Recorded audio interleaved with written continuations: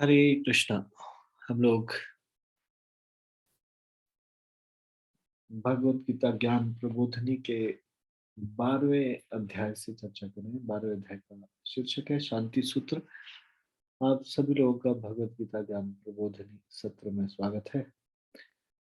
इससे पहले कि हम ये शुरू करें, कृपया आप सब लोग मेरे साथ ये मंगलाचरण पढ़ लीजिए।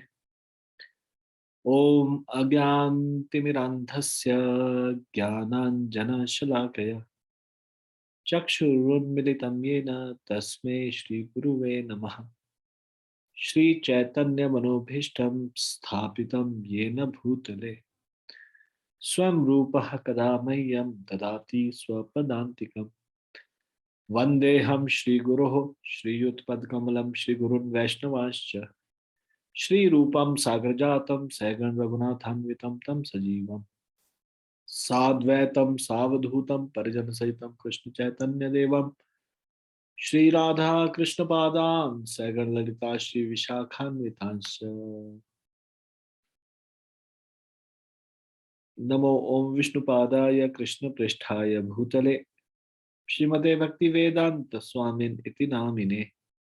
नमस्ते सारस्वते देवे गौरवाणी प्रचारिणे निर्विशेष शून्यवादी पाश्चात्य देश तारिणे। हे कृष्ण करुणा सिंधु दीनबंधु जगतपते गोपेश गोपिका कांत राधा कांत नमोस्तुते। तप्त कांचन गौरांगी राधे वृंदावनेश्वरी वृषभानुसुते देवी प्रणमामि हरिप्रिये। वाञ्छा कल्पतरुभ्यश्च कृपा सिन्धुभ्य एव च पतितानां पावनेभ्यो वैष्णवेभ्यो नमो नमः।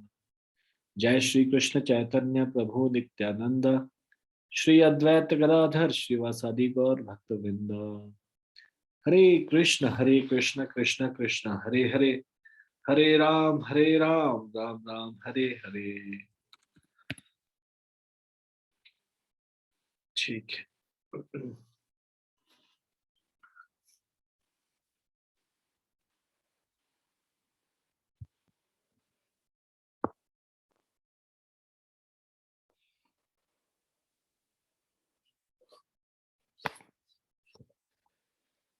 तो आज हम चर्चा करेंगे शांति और चिर आनंद का रहस्य।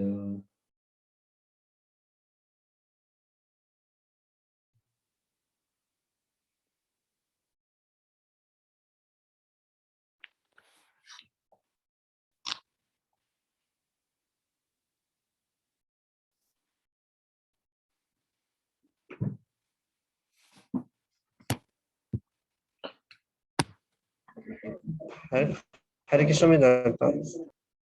जी कल आपने होमवर्क भी दिया। ठीक है।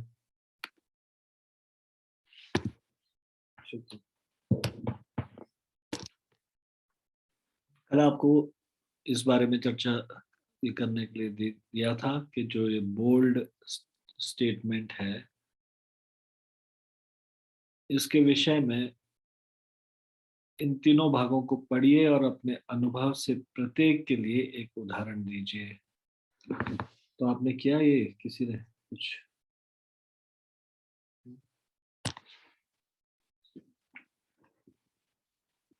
नित्य किशोरी माता जी, हाँ जी बोलिए।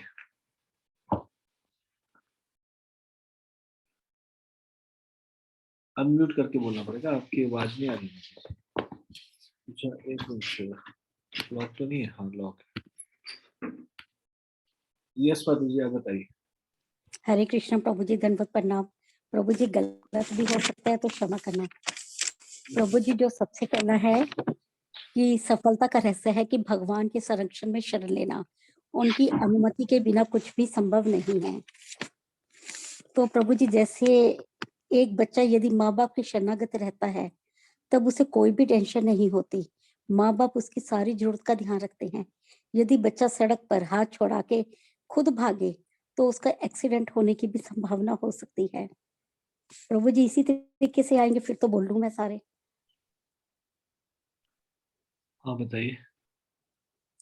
और जैसे इसके ऊपर एक एग्जांपल और लिया था प्रभु जी, जैसे एक सेठ था, उसके 2 बच्चे थे। एक बच्चा कहता है कि मुझे तो आपसे अलग रहना है, और उसने प्रॉपर्टी का बंटवारा कर लिया और वो अलग चला गया। तो फिर बाद में क्या हुआ, बुरे व्यसन लगने के बाद धीरे-धीरे उसकी सारी प्रॉपर्टी खत्म हो गई, और फिर उसको अपने पिता की याद आई। फिर वो अपने पिता के पास वापिस आया, तो भी अपने पिता के संरक्षण में प्रभु जी उसको सारी जरूरतें पूरी हो रही थी उसकी। और दूसरा था प्रभु जी, जैसे वस्तुतः राज्य परमेश्वर की संपत्ति है।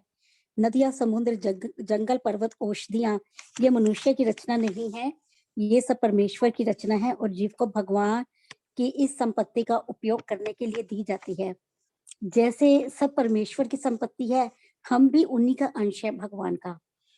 पर मनुष्य मकान, फैक्ट्री इत्यादि तो बना सकता है, पर वो भी उसने जो बनाया है, ये जो भगवान ने पदार्थ दिए हैं, नेचुरल रिसोर्सेज, उन्हीं से बना सकता है।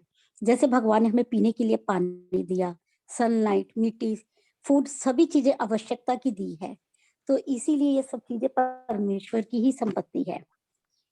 और तीसरा में प्रभु जी ऐसे लिखा था कि भगवान ही एकमात्र सृष्टि के रचयिता है, भोक्ता है और नियंता भी है। इसके ऊपर ये लिखा था प्रभु जी, जैसे बच्चे को पेरेंट्स एक टॉफीज दिलाते हैं, और बच्चा माँ बाप को पूछ लेता है कि ये क्या आप लोगे, जबकि टॉफी माता पिता ने ही दिलवाई है, पर माँ बाप प्रसन्न हो जाते हैं कि बच्चे ने हमें पूछा। ऐसे ही भगवान जो सृष्टि के रचयिता हैं, उन्होंने, अगर हम उनके चरणों में पत्र, पुष्पम, फलम, तोयम कुछ भी अर्पण कर दें, तो भगवान प्रसन्न होते हैं। जैसे गंगा में से ही एक अंजलि भर के अगर हम जल लेकर गंगा को अर्पण करते हैं, तो गंगा भी खुश हो जाती है। ऐसे ही भगवान की वस्तुओं को भगवान को अर्पण अगर हम करते हैं प्रेम और श्रद्धा से, तो भगवान प्रसन्न होते हैं, क्योंकि प्रत्येक चीज के भोक्ता भी भगवान है, रचयिता भी भगवान है, और नियंता भी भगवान ही है। हरे कृष्णा प्रभु जी। थैंक यू माता जी फॉर नाइसली ट्राइंग दिस। आपने घर में पढ़ा इसको और अच्छे से बोलने की कोशिश किया, खास करके ये तीसरा पॉइंट। भगवान का नियंत्रण सर्वत्र है, और यदि भगवान प्रसन्न हो जाए तो प्रकृति का कोना कोना पुलकित हो जाए।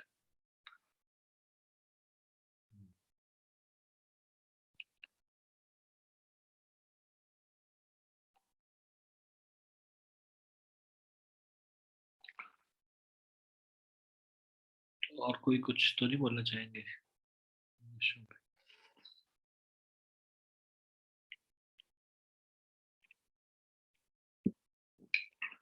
ठीक है, तो फिर हम आगे चलेंगे। इस पे कल चर्चा हो गई थी काफी, तो अगर आप नहीं भी तो कोई बात नहीं। शांति और चिर आनंद का रहस्य। यदि हम इस संसार में शांति चाहते हैं, तो हमें अपनी हथियाने और भोगने की मानसिकता का त्याग करना होगा।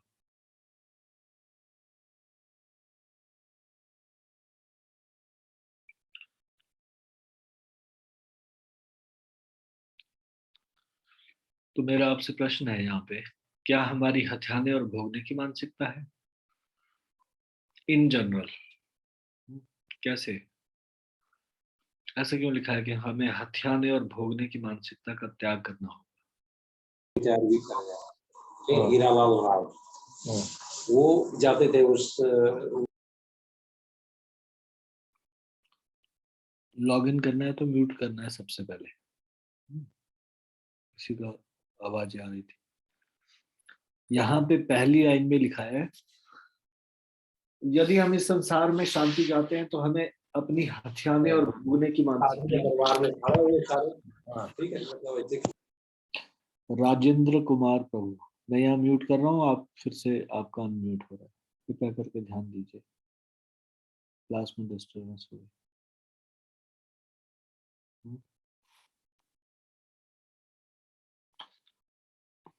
तो यहाँ पहली लाइन में लिखा है, यदि हम इस संसार में शांति चाहते हैं, तो हमें अपनी हथियाने और भोगने की मानसिकता का त्याग करना होगा।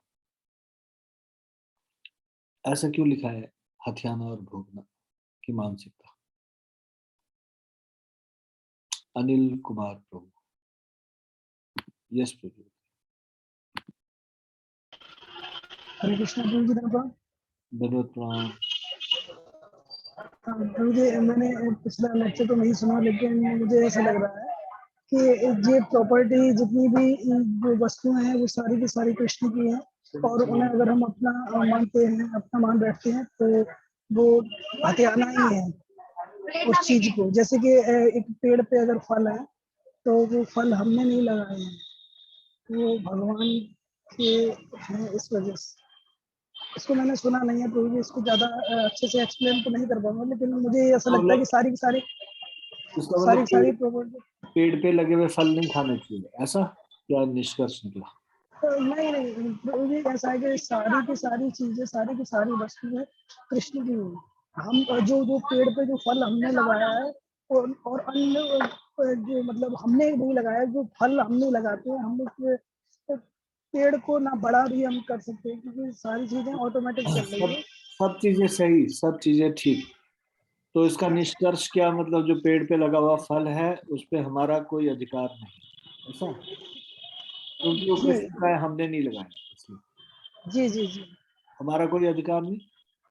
नहीं नहीं प्रभु जी, हमारा अधिकार नहीं है। हम अपने आप को भोक्ता मान बैठते हैं, लेकिन तो भोक्ता हम नहीं उसको है। उसको हमारा अधिकार नहीं मतलब उसको पेड़ पे लगे रहना देना चाहिए, फिर वो कुछ दिनों में सड़ जाएगा। नहीं प्रभु जी, ऐसा नहीं है, लेकिन उसको यूज करना है, लेकिन पहली प्रसन्नता होनी चाहिए कृष्ण की प्रसन्नता के लिए। वो उसका यूज भी कृष्ण के लिए होना चाहिए, अपने लिए नहीं।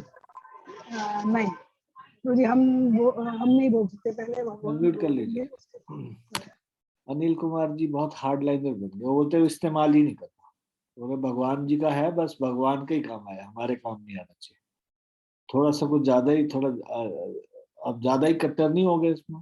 चलो कोई नहीं, let me hear from some another source. Muskan माता जी, आपके क्या विचार है? हरे कृष्णा प्रभु जी, दंडवत प्रणाम। हम्म। प्रभु जी, यहाँ प्रॉब्लम ये नहीं है कि हम उसे यूज कर रहे हैं, बट हम उसके ही मतलब हम ये सोच रहे हैं कि मतलब भगवान जी को थैंक यू नहीं कर रहे हैं कि उन्होंने हमें ये दिया, और हमारा जितना मतलब क्या बोलेंगे, जितना हमारे लिए है हम उससे ज्यादा यूज करने की कोशिश कर रहे हैं। जितना भगवान ने कोटा अलॉट किया हमारे लिए। जी जी प्रभु जी, अपने कोटा से ज्यादा हम लेने की कैसे कोशिश पता कर रहे चलेगा हैं। हमारा भगवान ने कितना कोटा अलॉट किया? नियत भाग क्या है हमारा? प्रभु जी, जैसे आपने पहले भी बोला था, अब मानो कि किसी को भगवान ने शुरू से अमीर बनाया और किसी के लिए कुछ सेट ऑफ टास्क असाइन किए, पर हम क्या करते हैं, अपने टाइम के अलावा हम दिन भर लगे रहते हैं कुछ ना कुछ और करने के लिए, और पैसे कमाने के लिए, और चीजें एकत्रित करने के लिए, बिना भक्ति किए। तो मतलब धन नहीं कमाना, कमा सकते हैं, जी क्या? भगवान प्रभु जी, हम धन कमाएंगे, लेकिन ये नहीं कि एट द कॉस्ट ऑफ भक्ति। हमें अपनी भक्ति अच्छे से करनी है। फिर प्रभु जी, जो अलॉटेड मतलब उसके अलावा जो टाइम है, हमें वो बैलेंस करके करना है, उतना ही हमारा कोटा। अगर हम सोचेंगे हम दिन से रात सिर्फ धन कमाएं और भगवान जी की वो अर्चना बाद में कर लेंगे, तो ये प्रभु जी गलत है। ठीक है, हरे कृष्णा प्रभु जी, दंडवत प्रणाम। धन्यवाद।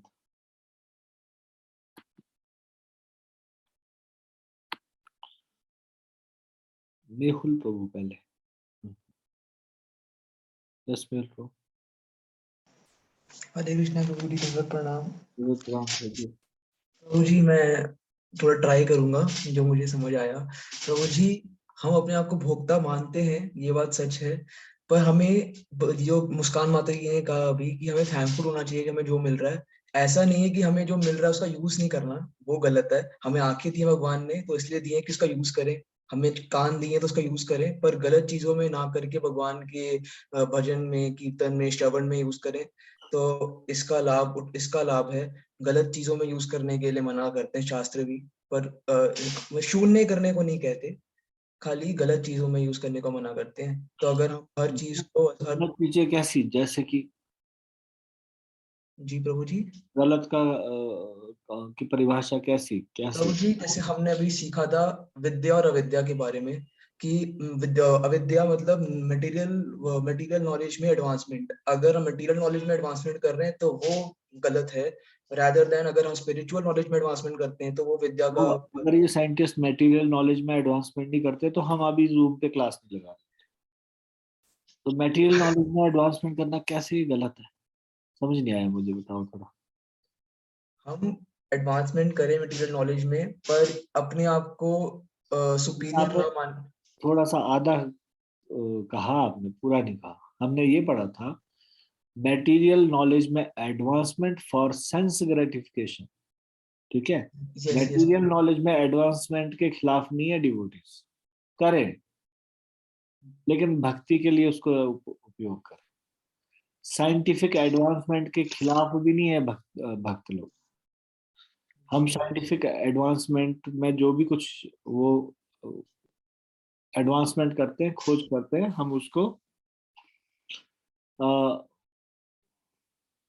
इस्तेमाल करते हैं लेकिन भगवान की भक्ति में लगाते हैं, है ना। यस यस प्रभु जी, ठीक है, धन्यवाद प्रभु जी। तरुणा माता जी, मैंने थोड़ा लेट किया पूछने में, इसलिए आपने हाथ नीचे कर दिया। नहीं प्रभु जी, मेरा हरे कृष्णा प्रभु जी, सिग्नल चला गया था प्रभु जी, मैं कनेक्ट मुझे सुना नहीं मैंने क्या बोला मेहुल प्रभु जी ने।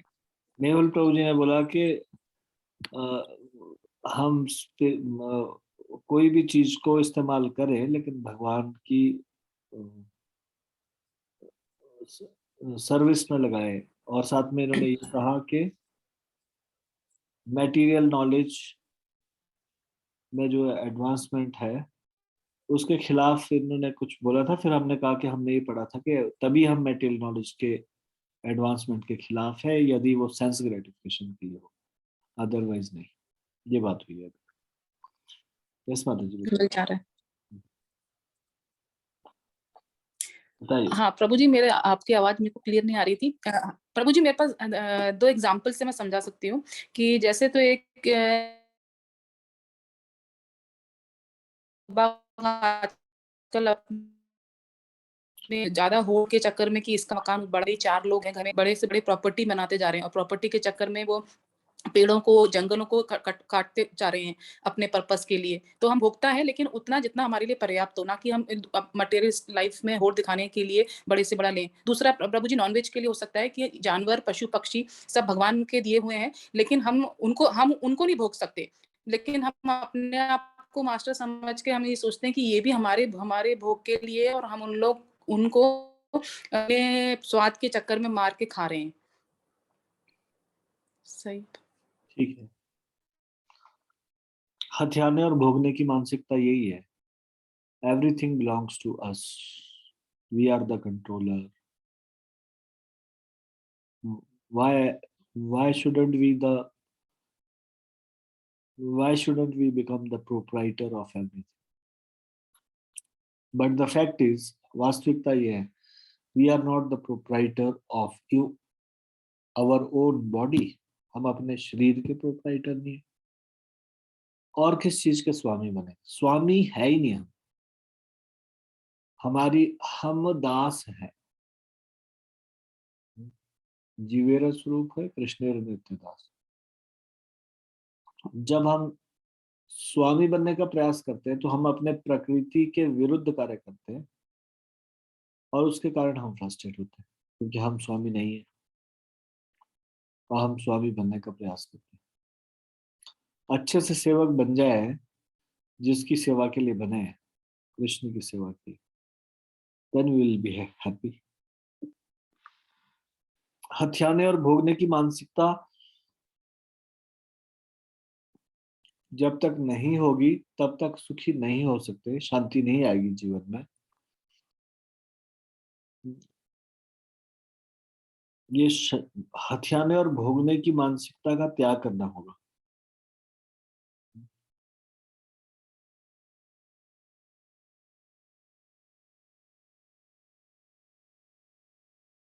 ठीक है, मैं आगे पढ़ूं। भगवान कृष्ण भगवत गीता 3 अध्याय के 9वें श्लोक में बताते हैं, स्पष्ट करते हैं कि उनके लिए यज्ञ रूप में, कि जो उनके लिए यज्ञ रूप में कर्म करता है वह कर्मों के बंधन में नहीं बंधता।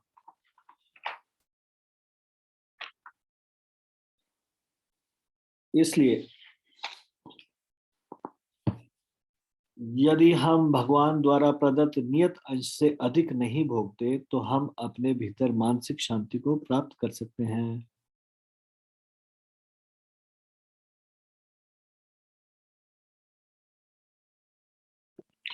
इसलिए भगवत गीता 5वें अध्याय के 29वें श्लोक में भगवान कृष्ण द्वारा अर्जुन को दिया गया त्रिसूत्रीय शांति सूत्र है कि केवल वही मनुष्य सच्ची शांति को प्राप्त कर सकता है जो श्री कृष्ण को 3 कंडीशन बताइए। सभी यज्ञों और तपस्याओं का परम नियंता मानता हो, सर्वलोकों का परम स्वामी मानता हो और सभी जीवों का परम मित्र मानता हो। तो कृष्ण भगवान ने अर्जुन को ये त्रिसूत्रीय शांति सूत्र दिया है कि कब सच्ची शांति को प्राप्त कर सकता है, अगर ये 3 कंडीशन को फॉलो करता है।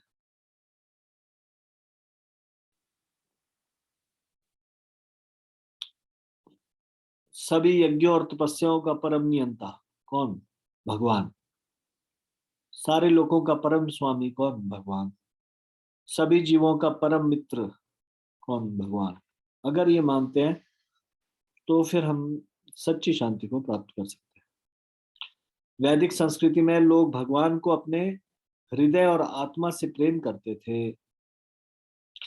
मैंने व्यवहारिक रूप से इसे अपने स्कूल के दिनों में प्रत्यक्ष रूप से देखा है कि कैसे श्रीरंगम तथा अन्य वैष्णव मंदिरों में लोग उत्सव मनाते थे। भगवान अनेक वाहनों या संवाहकों यथा गरुड़, हाथी, हनुमान, पुष्प वाहन इत्यादि पर आते थे। मंदिर द्वारा प्राप्त दान और धन का ब्यौरेवार खर्च को सबके समक्ष पढ़ते थे। भगवान मंदिर की संपत्ति भूमि का निरीक्षण करने के साथ साथ उस धार्मिक स्थल में रहने वाले साधारण लोगों को आशीर्वाद देने हेतु पालकी पर बैठकर जाते थे। जब सज धज कर भगवान ऐसी शोभा यात्राओं पर सुंदर ढंग से निकलते थे जिसमें सुसज्जित हाथियों के साथ साथ बड़े बड़े दक्ष संगीतकार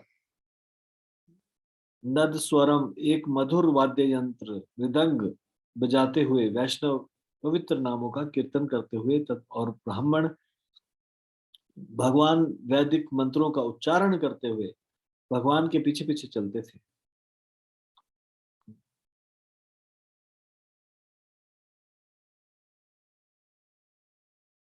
लोग बड़ी उत्सुकता से दर्शन लेते, नतमस्तक होते, नारियल, फल, फूल, आरती आदि सब अर्पित करते। वे बड़ी ही श्रद्धा के साथ भगवान की आरती और प्रसाद ग्रहण करते। कभी कभी वे थप्पम नाव उत्सव को बनाते जिसमें भगवान को एक नाव में आमोदी सैर के लिए ले जाया जाता था। इन सबसे हम क्या सीखते हैं?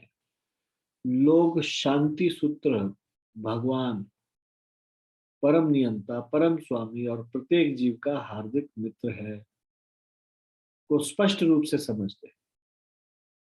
तो लोग इस शांति सूत्र को अच्छे से समझते और उसका आचरण करते थे। उन विधि विधानों को क्यों किया जाता था है, इस बात को बिना जाने पूर्व उदाहरणों से उल्लेखित कई बातें भारत के कई मंदिरों में आज भी प्रचलित है। क्रांतिकारी प्रचारक शिल प्रभुपाद को धन्यवाद जिन्होंने हमें वेदों का गहन तत्व ज्ञान एक ऐसे ढंग से दिया जिससे उनके पीछे छिपी भावना और उद्देश्य को आधुनिक पुरुष समझ सके। उन्होंने रथ यात्राएं, शोभा यात्राएं, हरिनाम संकीर्तन का संचालन करने और जन्माष्टमी, राधाष्टमी, रामनवमी इत्यादि जैसे पर्वों को मनाने की शुरुआत करते हुए मंदिरों में अर्चा विग्रहों की पूजा की स्थापना भी की।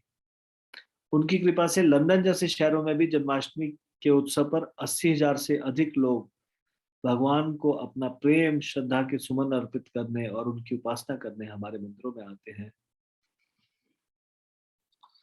तो यहाँ पे ये अध्याय समाप्त होता है। तो शांति सूत्र क्या है?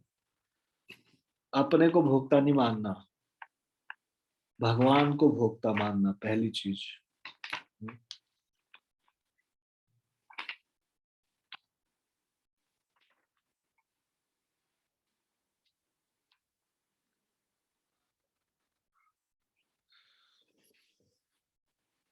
दूसरी चीज, सारे लोगों का परम स्वामी भगवान को मानना, सभी जीवों का परम मित्र भगवान को मानना, ये है शांति और चिर आनंद का रहस्य। अभी हम प्रश्न उत्तर में जाएंगे। तो यहाँ पे सबसे पहले पहला प्रश्न, उसको ध्यान से सुनेगा और फिर उत्तर दीजिएगा। तो हम लोगों ने जो इस अध्याय में पढ़ा था, प्रायश्चित कर्ता पुत्र की कथा से लिए गए निम्नांकित मुद्दों की तुलना आत्मा की वास्तविक स्थिति से कीजिए।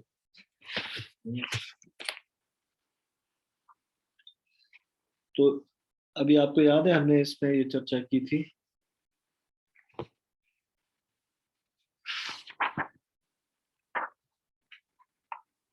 प्रायश्चित कर्ता पुत्र की वापसी।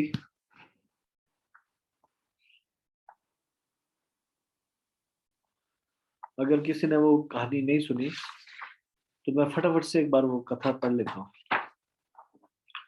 एक बार एक बहुत धनी व्यक्ति था जो कई 100 एकड़ भूमि का स्वामी था।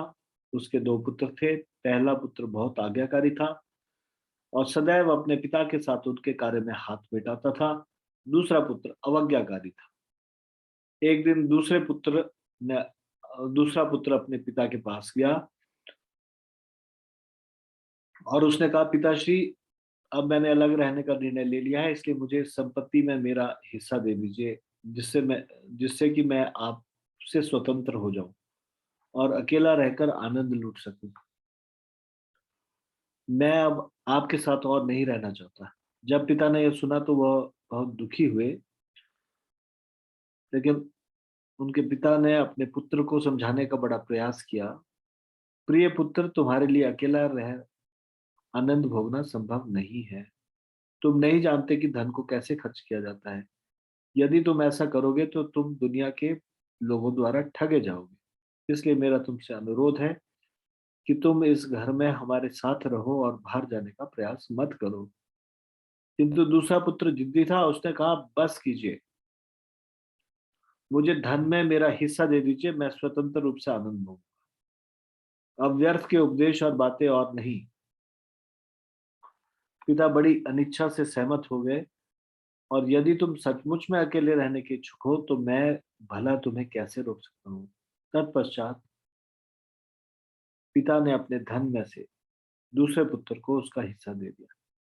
इस पुत्र ने धन लिया और दूर कहीं रहने के लिए चला गया। चूंकि उसके पास बहुत सारा धन था, इसलिए उसके बहुत सारे मित्र बन गए। जब मनुष्य के पास बहुत सा धन आ जाता है तो लोग उसे आसपास घेरे रहते हैं, क्योंकि धन उनके लिए मधु की भांति होता है। वे धन का कई तरीकों से प्रयोग कर जीवन का आनंद लूटने में रुचि रखते हैं। इसलिए बहुत से लोग उसके भी मित्र बन गए, जो उसकी चापलूसी करते, उसे सिनेमा ले जाते, धूम्रपान करना सिखाते, शराबियों की मंडली में ले जाते और सभी प्रकार के व्यसनों में उलझाते। जब उसका समस्त धन व्यर्थ की बातों में उड़ गया और उसकी दशा गलियों में एक भिक्षुक की भांति हो गई, उसके सारे मित्र, जैसे कि प्राय संसार में देखा गया है, उसका साथ छोड़ गए। इस प्रकार दूसरे पुत्र ने गली में स्वयं को निसहाय, बिना किसी संरक्षण के, धन से वंचित, अकेला, रोता हुआ और असमंजस में पाया। अंततः वह एक धनी जमींदार के पास काम मांगने के लिए गया। जमींदार ने उससे कहा, तुम्हें प्राय इन 100 सूअरों की देखभाल करनी है। इन्हें यह घटिया आटा खिलाकर करनी है उनकी देखभाल। तुम स्वयं भी यह आटा खा सकते हो, यही तुम्हारा पारिश्रमिक होगा। इसके अतिरिक्त तुम कोई और अपेक्षा नहीं करना। मतलब खाने के लिए आटा मिल जाएगा, बाकी कोई मेहनताना नहीं मिलेगा। अगर ये काम करना है तो करो। तो और कोई काम था नहीं, भूखे मरने की नौबत थी, तो उसने ये काम कर लिया। वो सूकरों को, यानी कि सुअरों को घटिया आटा खिलाता, उनका देखभाल करता और तत्पश्चात स्वयं भी वही आटा खाता। कई दिनों के कष्टों के उपरांत दूसरा पुत्र अपनी दशा पर विलाप करने लगा और अपने स्नेही पिता को याद करने लगा। उसने स्वयं से कहा, हे मेरे स्नेही पिता, आप मुझ पर कितने उदार थे। आप मुझे खाने के लिए नाना प्रकार के भोजन और पहनने के लिए विविध प्रकार के वस्त्र दिया करते थे। आप मुझसे कितना स्नेह किया करते थे और मैंने आपको किस लिए छोड़ दिया? ये घटिया आटा खाने के लिए और दुख झेलने के लिए? अब मैं क्या करूं? यदि मैं आपके पास वापस आऊं तो क्या आप मुझे स्वीकार करेंगे? आप मुझे अपने पुत्र के रूप में ना सही, कम से कम अपने एक सेवक के रूप में ही स्वीकार, मैं भी स्वीकार नहीं करेंगे। इस प्रकार से वह अपने मन ही मन अपने पिता के विषय में सोचने लगा। शीघ्र ही उसने अपनी सारी दुविधाओं को त्याग दिया, अपने पिता के पास जाने का निश्चय किया। जैसे ही उसने अपने गांव में प्रवेश किया, गांव के लोग उसके पिता के पास उसके पुत्र की वापसी की सूचना देने के लिए भागे। जब पिता ने यह सुना तो वह आनंद विभोर उठा। उसने तुरंत ही बैलगाड़ी की व्यवस्था की और अपने पुत्र से मिलने के लिए भागा। जैसे ही पिता ने अपने पुत्र को देखा, वह बैलगाड़ी से नीचे कूदा, अपने पुत्र की ओर भागा और उसे गले लगा लिया और स्नेह के और आनंद के कारण अश्रु बहाने लगा। उसने अपने पुत्र को बैलगाड़ी पर बिठाया और घर की ओर वापस रवाना हुआ। वहां पिता ने सबके सामने घोषणा की, आज मेरा पुत्र वापस लौटा है और आज से वह इस घर का राजा होगा। अपने पिता के स्नेहपूर्ण शब्दों को सुनकर पुत्र यह सोचकर फूट फूट कर रोने लगा, मैंने अपने पिता को अस्वीकार कर दिया था और उनका सारा धन व्यर्थ में ही उड़ा दिया। फिर भी वे मुझसे इतना स्नेह करते थे और मुझे मान सम्मान और स्नेह देना चाहते हैं। वे कितने महान हैं। बाइबल से ली गई कथा का हमारे लिए एक गूढ़ संदेश है। हम सभी दूसरे पुत्र की भांति अपने परम पिता से दूर इस संसार में उसकी इच्छा के विरुद्ध चले आए हैं। यही हमारे कष्टों का कारण है। पाप का अर्थ है भगवान की आज्ञा का पालन ना करना। अब हम कैसे जान सकते हैं कि हम भगवान की आज्ञा का पालन कर रहे हैं अथवा नहीं? तो ये हमने पढ़ा था, प्रायश्चित कर्ता पुत्र की वापसी। अब यहां से प्रश्न है, प्रश्न सुनिए ध्यान से। प्रायश्चित कर्ता पुत्र की कथा से लिए गए निम्नलिखित मुद्दों की तुलना आत्मा की वास्तविक स्थिति से कीजिए। पुत्र का पिता से दूर जाना क्या है? ये पुत्र का पिता से दूर जाना का मतलब क्या? हाथ खड़ा कीजिए।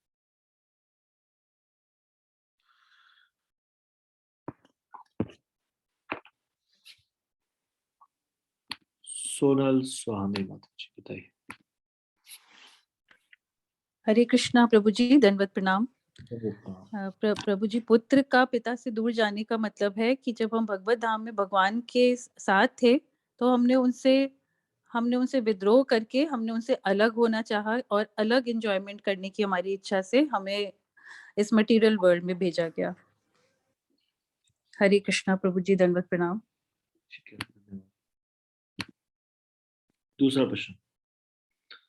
पुत्र का मद्यपान धूम्रपान जैसे व्यसनों में लिप्त होना।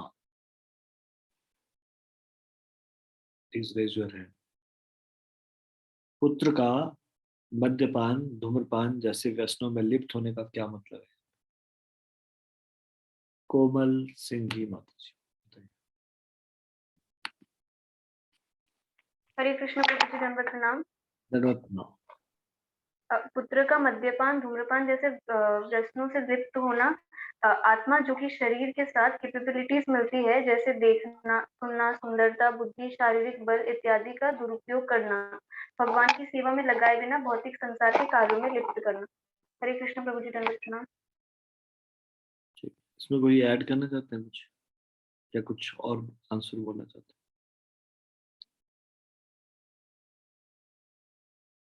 खुशी माता जी।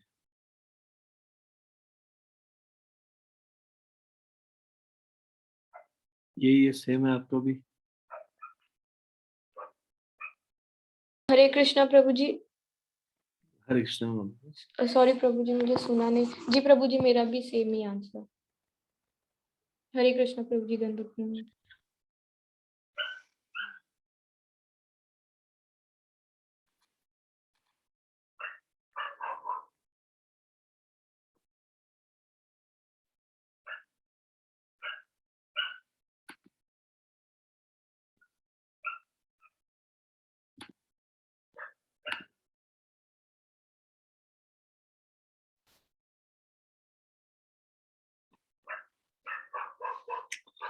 मतलब इस संसार की भौतिक गतिविधियों में लिप्त हो जाना,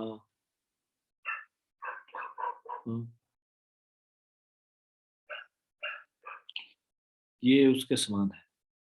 अपने पिता से दूर जाना और मद्यपान धूम्रपान में लिप्त हो जाना मतलब भगवान से दूर आके संसार में आके इस संसार के भगवान को भूल के इस संसार के भौतिकता में लिप्त हो जाना। अब बताइए, पुत्र द्वारा घटिया आटा खाना,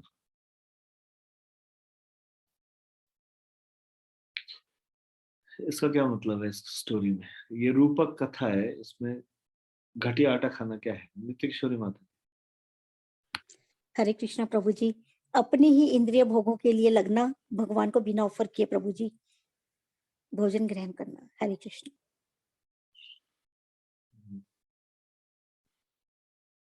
खुशी सिंधु। हरे कृष्णा प्रभु जी, दंडवत प्रणाम। जी। इस संसार में अन्य चीजों के लिए औरों पर आश्रित होना, अपने ही प्रयास करना, कष्टों का निवारण के लिए भगवान का आश्रय और भगवान की कृपा लिए बिना, केवल भगवान ही है जो हमें बिना किसी लाभ के और मूल्य के संरक्षण प्रदान करेंगे। इस संसार में जो अन्य सारे आश्रय से मिलने वाले लाभ हैं वो घटिया आटा के समान है। सॉरी प्रभु जी। हरे कृष्णा प्रभु जी, दंडवत प्रणाम। धन्यवाद। नित्य किशोरी माता जी, केवल भोजन की बात नहीं लिखा हुआ है। इसका मतलब केवल भगवान को अर्पित करके न खाना ही मतलब नहीं है, बल्कि भगवान को छोड़कर उनसे आश्रय तो नहीं स्वीकार करना, बाकियों से कृपा याचना करना, बाकियों से कुछ फल की आशा रखना।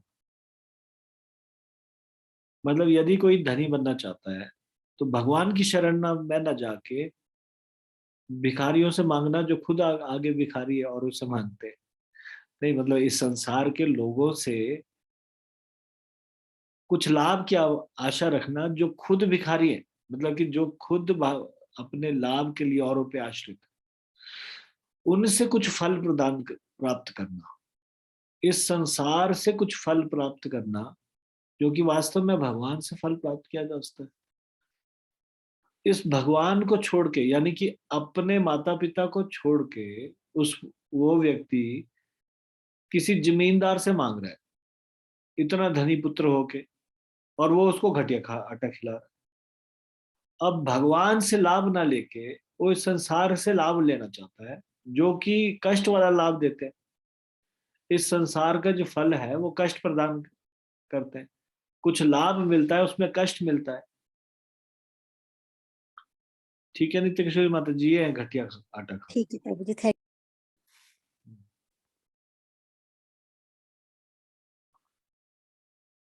अब मुझे बताइए, पुत्र द्वारा पिता के पास वापस लौटने की इच्छा रखना।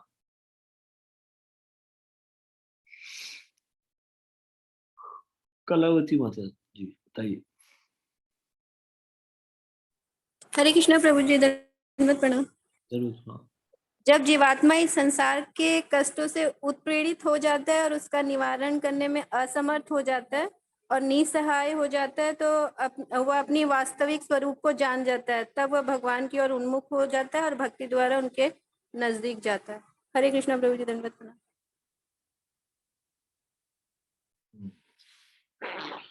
देखिए, ये जो है फ्रस्ट्रेट होके फिर अब अपने पिता के पास जा रहा है, तो इस संसार से फ्रस्ट्रेट होके भक्ति की तरफ जाना। इस संसार में देखा कि नहीं,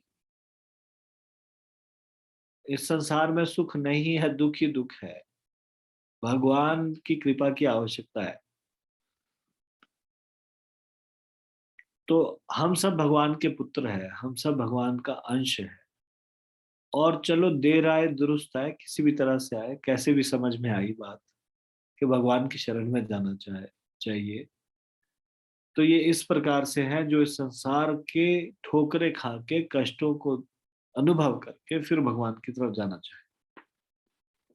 ये और आखिरी है पिता का स्नेह। बताइए इसको, क्या है पिता का स्नेह? पिता का स्नेह मतलब इस कथा में पिता का स्नेह क्या था?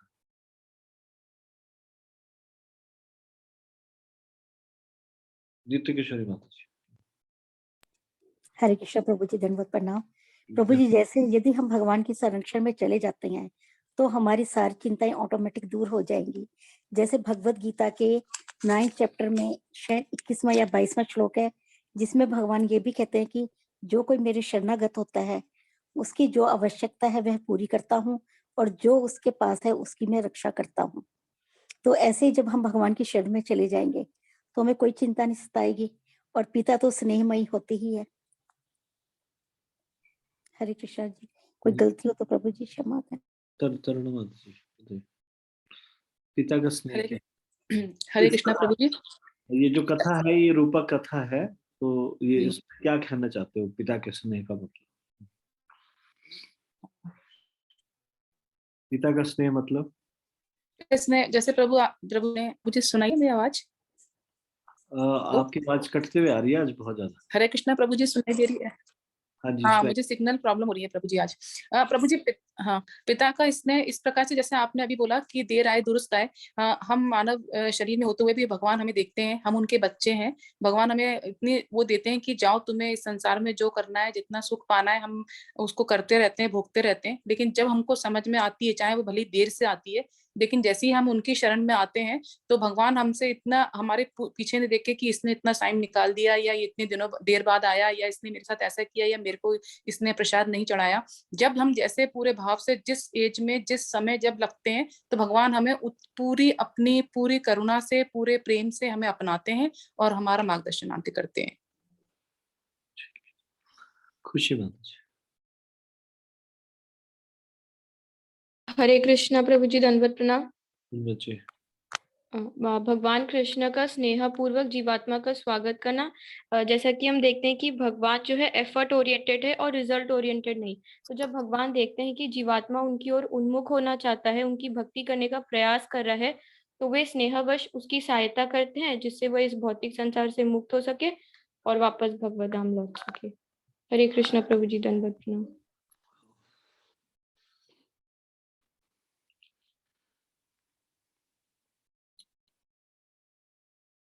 पिता का स्नेह इस प्रकार से है, हम एक कदम भगवान की ओर चलते हैं, भगवान 100 कदम हमारी तरफ बढ़ाते हैं। हमने भगवान के साथ क्या खराब किया ये सब भगवान भूल जाते हैं। अगर भगवान हमारे पापों का हिसाब किताब लगाने लगे, हम कितनी बार भगवान के विरुद्ध हुए और कितनी बार भगवान को हमने अलग अलग जन्मों में गाली गलौज किया या फिर उनके खिलाफ हुए, अगर उनको स्मरण रखे भगवान, तो हम इस योग्य है नहीं कि हमको करुणा मिले, कृपा मिले। उसके बावजूद भी भगवान कृपालु हैं, कृपा करते हैं।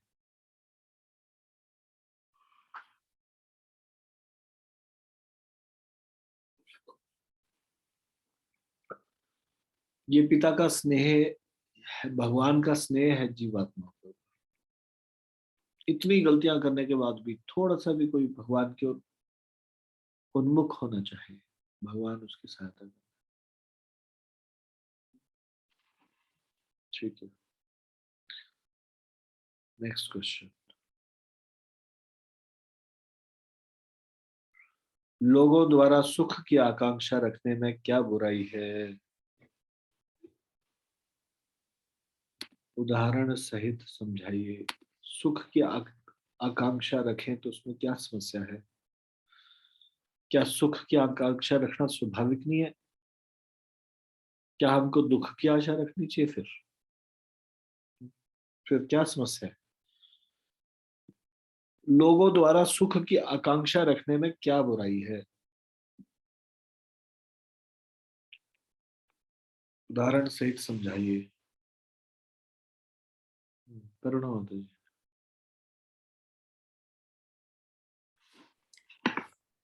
हरे कृष्णा प्रभु जी, आपने मुझे बोला प्रभु जी, सिग्नल जा रहे हैं मेरे प्रभु जी आज। जी माता जी।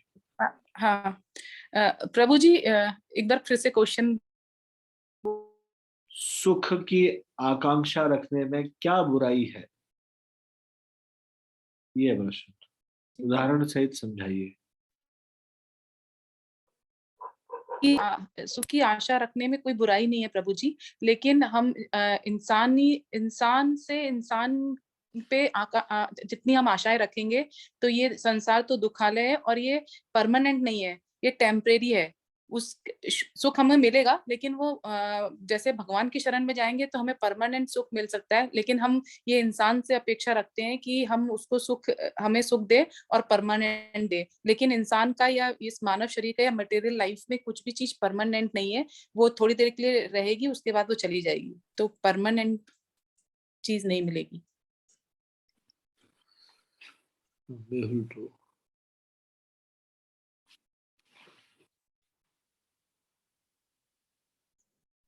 हरे कृष्ण प्रभु जी, तुम्हें प्रणाम।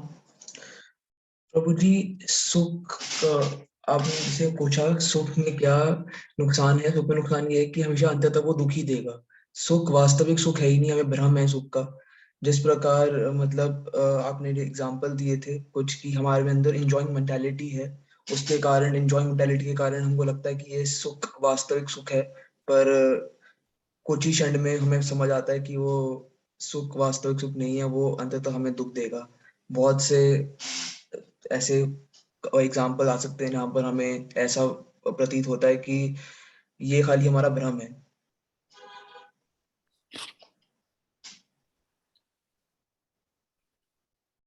हरे कृष्णा।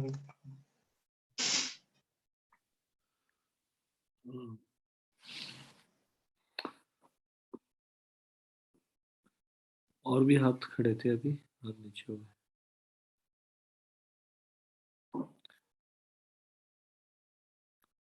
खुशी माता जी या फिर कलावती माता जी? कलावती माता जी बताइए।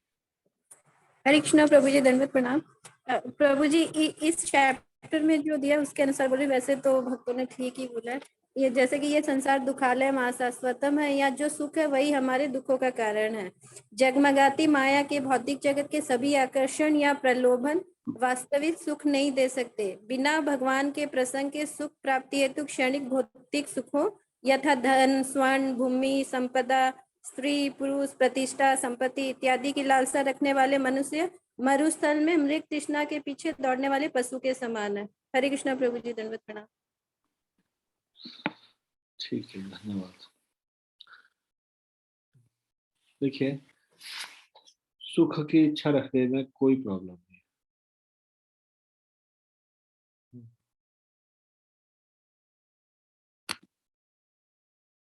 हम बने ही हैं सत्य चित आनंद। सत्य चित्त आनंद, ये आत्मा के इंग्रेडिएंट है। सत्य चित्त आनंद, एक ऐसा आनंद जो सदा से रहे और ज्ञान में हो। इसलिए सुख की आकांक्षा रखने में क्या बुराई है? सुख की आकांक्षा रखने में कोई बुराई नहीं है, लेकिन प्रॉब्लम ये है कि जो जहां पे सुख है वहां पे हमको सुख नहीं दिखाई दे रहा, जहां पे दुख है वो हमको सुख दिखाई दे रहा है। ये प्रॉब्लम है सारी की सारी। इस भौतिक संसार में जो दुखालय है, जहां पे बताया गया है भगवत गीता में, कृष्ण भगवान स्पष्ट बोल रहे हैं, दुखालयम अशाश्वतम, ये दुखों का घर है, टेम्परेरी है। यहाँ टेम्परेरी चीज से जो हैप्पीनेस मिलेगी वो टेम्परेरी होगी, और परमानेंट चीज से जो हैप्पीनेस मिलेगी वो परमानेंट होगी। परमानेंट क्या है? भगवान। तो भगवान से जो हैप्पीनेस मिलेगी वो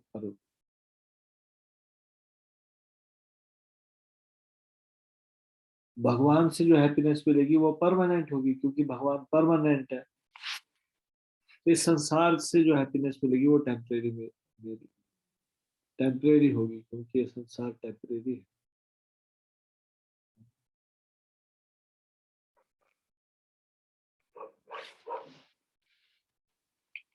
तो सुख की आकांक्षा रखने में क्या बुराई है?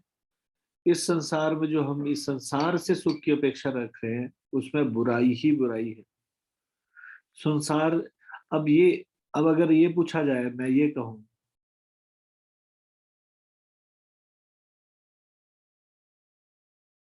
यदि कोई भिखारी से 1 लाख रुपए मांगे तो क्या प्रॉब्लम है?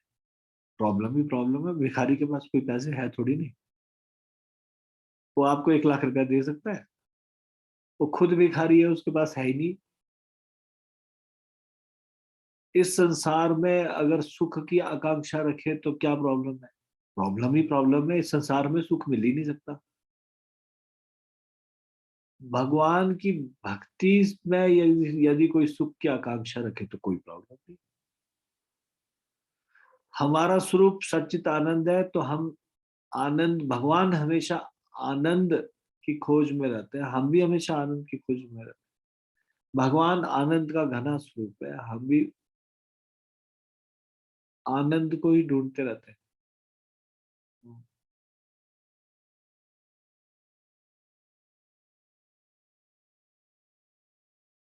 तो सुख की आकांक्षा रखने में बुराई कब है? जब हम सुख की आकांक्षा इस भौतिक संसार से रखते हैं तब। अगर भगवान से रखते हैं तो नहीं, तो उसमें बुराई नहीं।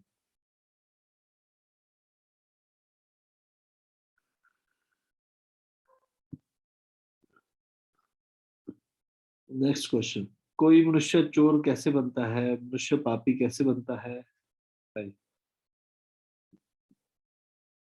जो इसमें पढ़ा हमने, जो इसमें लिखा है उसके अनुसार कलावती पति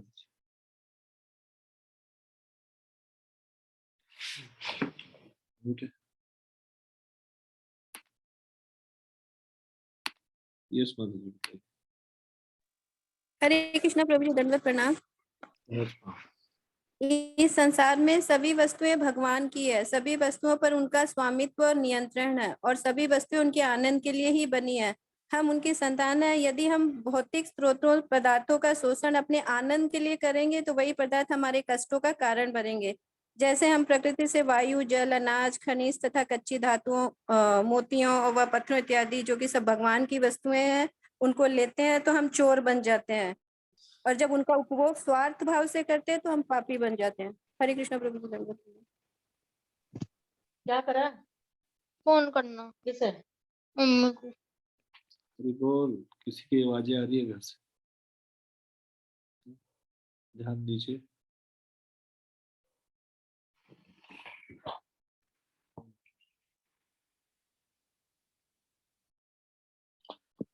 ठीक है, हम इसको यहीं पे ही विराम दे रहे हैं। इसके आगे जो प्रश्न है, आप कृपया उसको थोड़ा सा एक बार नजर डालिएगा, और आप इस पुस्तक में ही जो हमने पढ़ा है उसमें से ढूंढ सकते हैं इसके आंसर। कल हम ये प्रश्न करेंगे। एक साधु कहता है कि वह धन अथवा किसी भी भौतिक वस्तु को स्पर्श भी नहीं कर सकता। यह किस प्रकार का संन्यास है? उचित तथा अनुचित संन्यास के विषय में आपकी क्या धारणा है?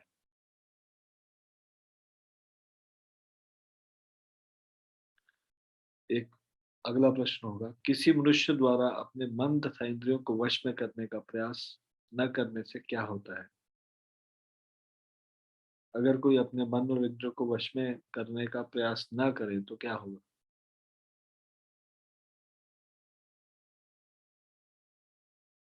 निम्नलिखित को पहचानिए और नीचे दिए गए प्रत्येक के लिए कारण दीजिए जो भगवान द्वारा मनुष्यों की मर्यादाओं का उल्लंघन करते हैं।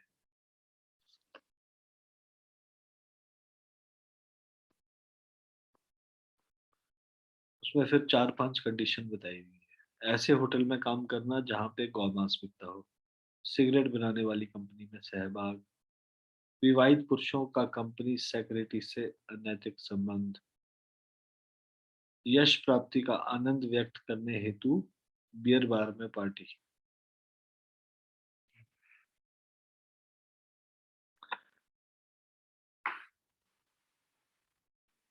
नीचे दिए गए प्रत्येक के लिए कारण दीजिए जो कि भगवान द्वारा मनुष्यों के मर्यादाओं का उल्लंघन करते हैं।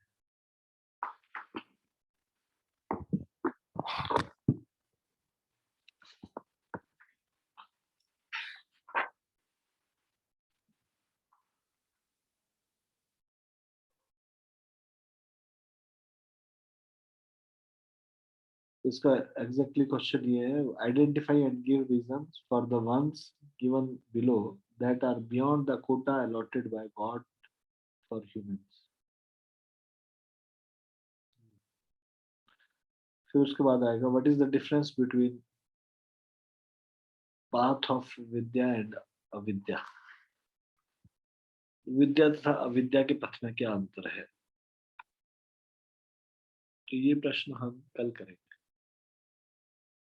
आप सब लोगों के पास ये पीडीएफ है, आप इसको पढ़ लीजिएगा एक बार और ये प्रश्नों के उत्तर ढूंढ लीजिएगा। अभी हम यहीं पे विराम देंगे।